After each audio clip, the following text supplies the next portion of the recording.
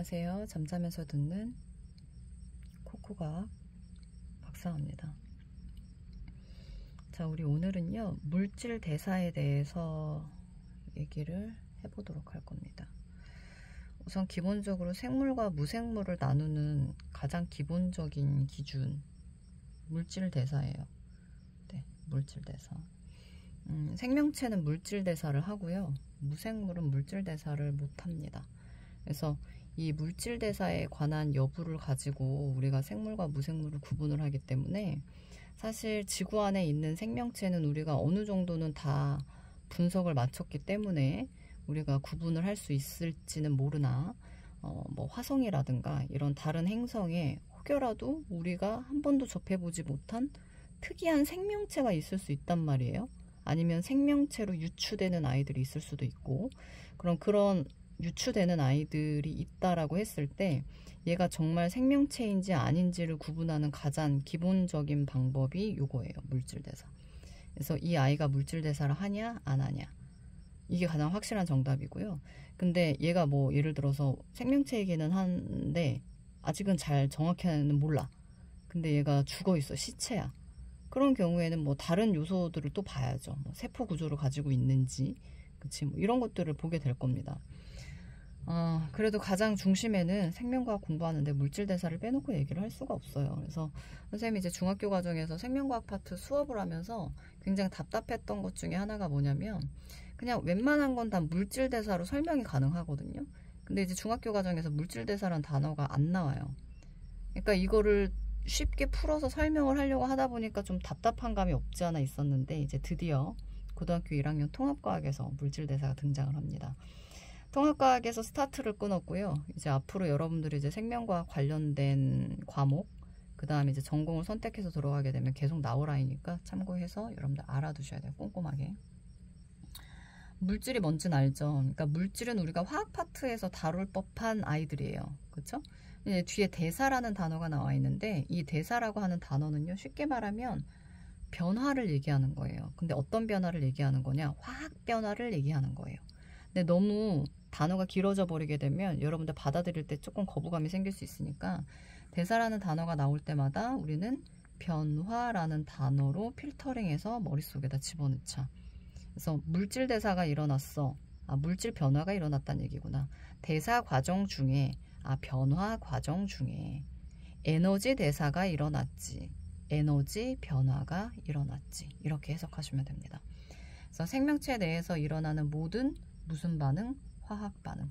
그래서 생명과학 공부할 때 화학도 나와요.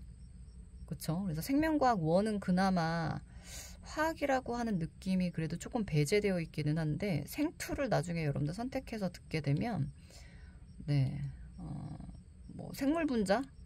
그러니까 거의 화학 공부하는 느낌이 드실 거예요. 그리고 이제 신경계 쪽으로 이제 딥하게 들어가게 되면 그때는 또 전기가 나오기 때문에, 네, 물리 파트 공부하는 느낌도 드실 겁니다. 이게 2과목은 어쩔 수가 없죠. 내용이 어려우니까.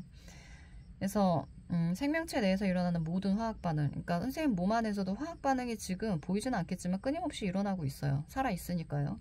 그쵸? 그게 선생님 몸 안에서 물질 대사가 일어나고 있구나, 생명체니까 그렇게 표현할 수 있고, 이 물질이 변화하는 과정에서 에너지의 변화도 같이 일어나요.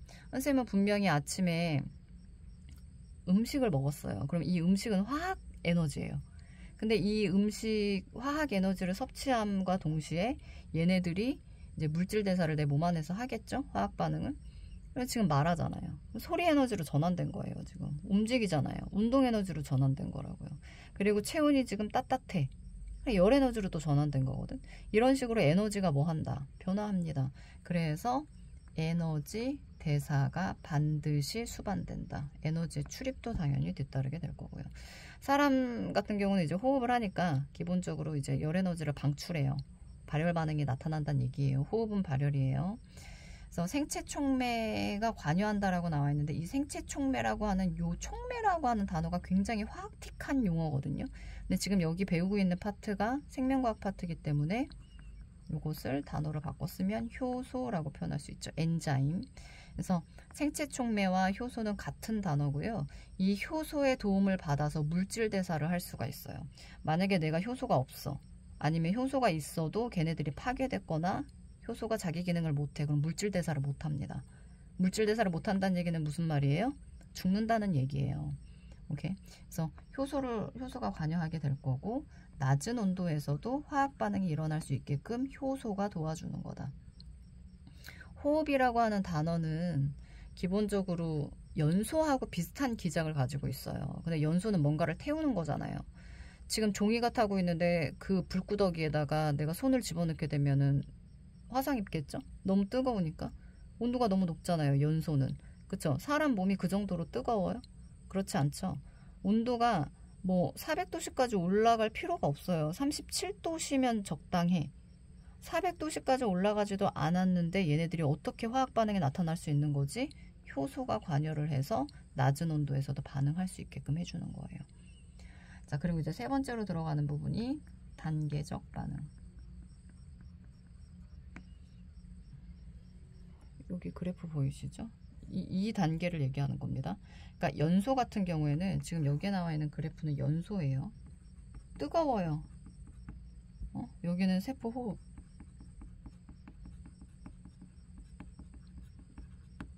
여기는 뜨거워요. 뜨거운 이유가 뭐냐면 이 높은 곳에 있었던 에너지가 갑작스럽게 바닥으로 뚝 떨어지죠. 단계적인 반응이 아니죠. 절벽으로 떨어지고 있으니까.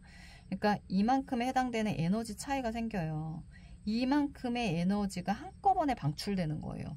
근데 얘 같은 경우에는 처음에 요만큼 방출되고 요렇게 방출되고 요렇게 방출되고 찔끔찔끔 방출을 하고 있죠. 그러니까 뜨겁지 않은 거죠. 그렇죠? 그래서 방출량, 에너지 방출량이 서로 같기는 해요. 하지만 일시적으로 한꺼번에 내려오느냐, 단계적으로 반응이 나타나느냐, 그 차이라고 보시면 됩니다. 그래서 연소 같은 경우에는 효소가 필요 없죠. without이라는 얘기는 필요 없다는 얘기예요. 얘는 필요해. 누가? 엔자임. 효소가 필요해. 효소가 없으면 이렇게 단계적인 반응을 못합니다. 물질대사 못하니까. 자, 그럼 이제 물질대사로 다시 올라가서 물질대사를 우리가 종류를 크게 두 가지로 나눠서 볼 수 있어요. 그래서 동화작용과 이화작용으로 볼 수가 있는데, 동화작용이라고 하는 단어를 우리가 평상시에 잘 쓰진 않지만 같은 짝꿍 단어를 보시면 합성이에요. 합성. 합성이라고 하는 단어는 만든다는 뜻입니다. 짜잘한 아이들을 합쳐서 큰 사이즈로 만들겠다는 얘기예요. 이게 합성이에요. 화학 반응이에요. 참고로.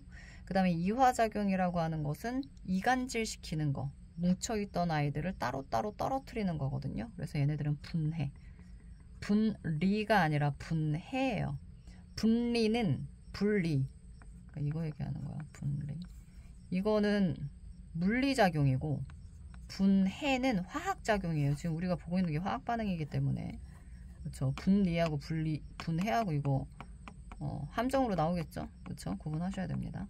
그래서 동화작용으로 들어가는 부분 다시 보면 짜잘한 아이들을 합친 거라고 얘기했었죠. 저분자 물질을 고분자로 바꾸는 거예요.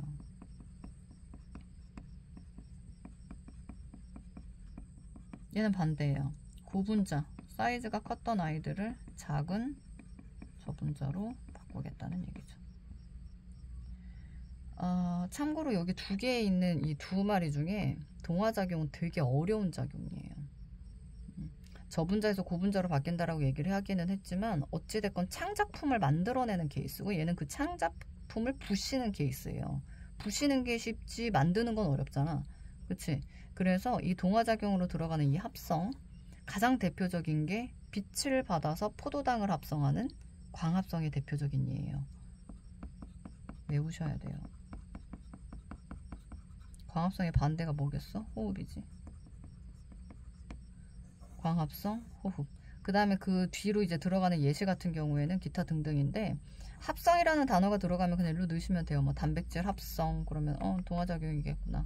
그 다음에 뭐 단백질 분해 이렇게 나와있으면 분해네? 그럼 이화작용이겠구나. 이렇게 여러분들 구분을 하실 수 있으시면 됩니다. 소화과정도 일로 들어가요. 작게 쪼개는 거니까.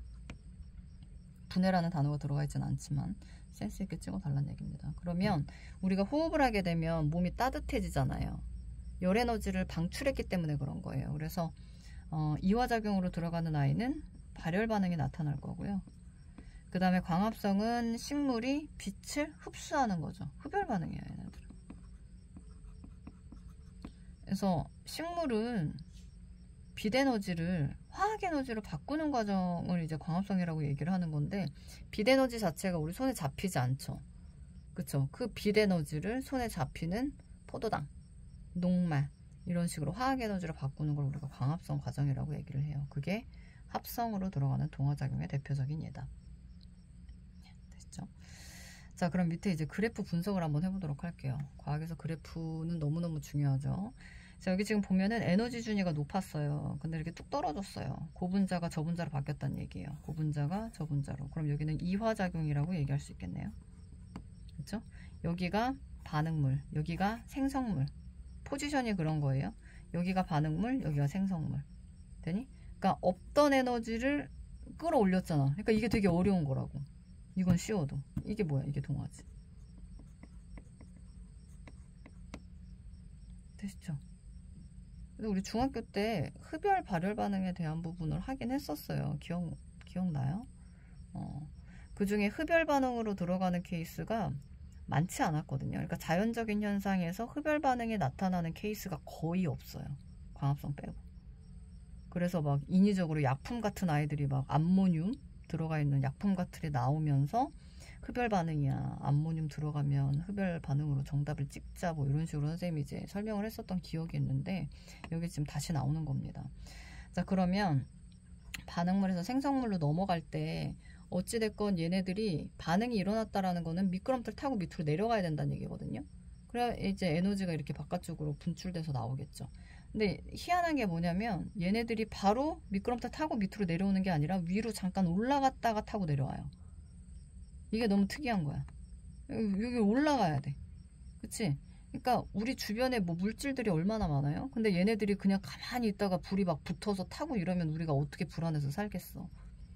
근데 여기 초에다가도 우리가 기본적으로 얘네들을 연소를 시킨다라고 한다라고 했을 때도 라이터나 성냥을 갖다 대고 한참 있어야 되거든요. 그냥 바로 붙지도 않아요, 이런 애들.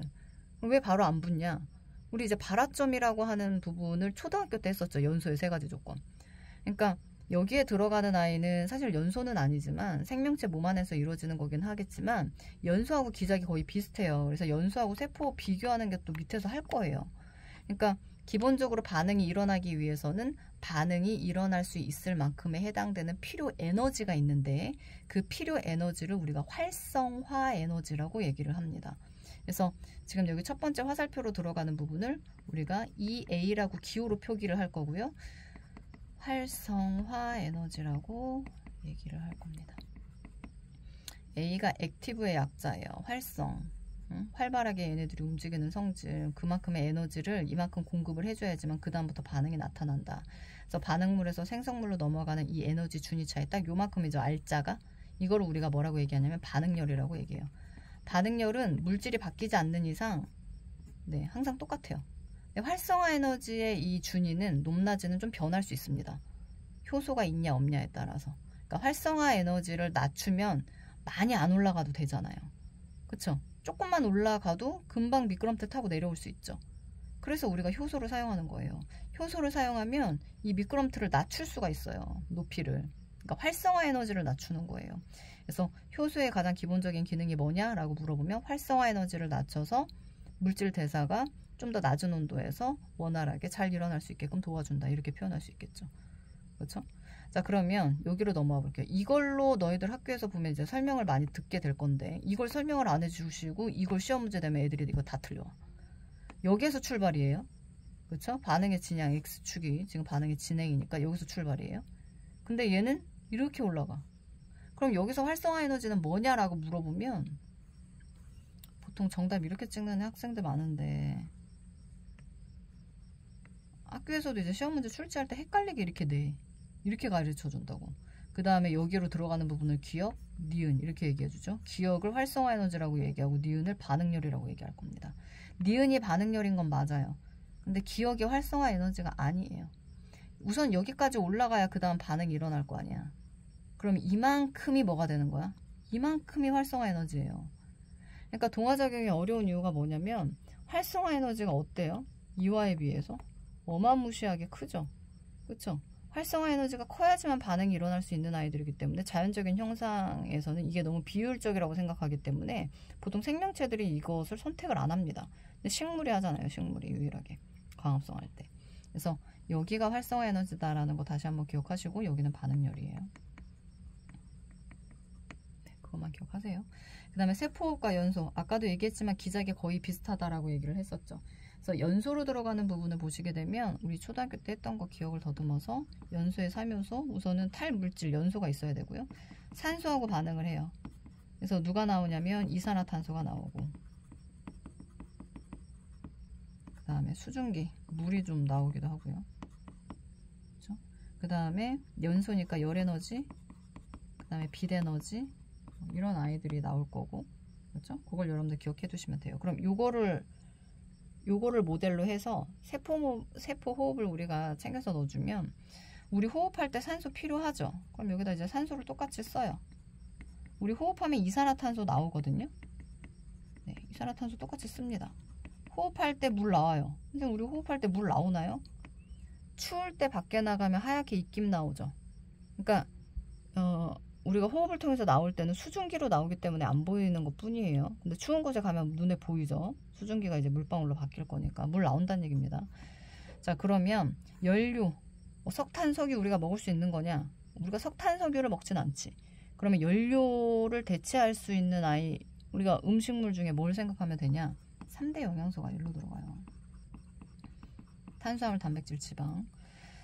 그러니까 탄수화물, 단백질, 지방 섭취가 제대로 이루어지지 않으면 연료 섭취가 안 된다는 얘기니까 세포호흡이 쉽지가 않겠죠. 그쵸? 굶어 죽는 거예요. 응? 굶어 죽으면 호흡을 못 하는 거야, 얘들아. 이게 연료가 공급이 안 되니까. 산소가 없어서 죽는 케이스는 아직 뭐 없잖아. 지구상에 산소가 아직은 그래도 있으니까. 이것도 장담 못 하겠다. 환경오염이 점점 심해지니까. 그 다음에 우리 사람 호흡할 때 생각해 보세요. 몸이 따뜻하잖아요. 그러니까 열에너지 만들어요. 하지만 우리는 빛에너지는 만들 수 없어요. 사람 몸에서 빛이 나진 않잖아요. 그렇죠? 그 다음에 ATP라고 하는 생명활동에 필요한 에너지가 만들어집니다. APT가 아니죠. APT는 아파트먼트의 약자거든요. 이거 헷갈려하는 애들 많대. ATP예요. T하고 P하고 이거 저기 위치 바꿔서 쓰시면 안 돼요. 그래서 우리가 기본적으로 뇌에서 생각할 때 에너지가 공급이 돼야 생각을 할 수 있죠. 그런 것도 다 ATP 에너지를 통해서 우리가 그치 짱구도 굴리고 말도 하고 뭐 이런 생명활동 뭐 내장기관 심장도 계속 이렇게 펌핑 해야 되고 이런 것들 다 ATP가 있기 때문에 가능한 겁니다. 네. 그래서 우리가 여기까지 해서 이제 물질 대사로 들어가는 부분 내용을 다 마쳤어요. 생명체면 무조건 해야 되는 물질 대사 여러분들 꼭 기억하고 계셔야 되겠고요. 자, 그러면 여러분들 나중에 강의를 통해서 좀 더 자세한 내용 수업을 들을 수 있는 기회가 있으니까 강의를 통해서 우리 다시 보도록 할게요. 듣느라고 수고 많으셨어요.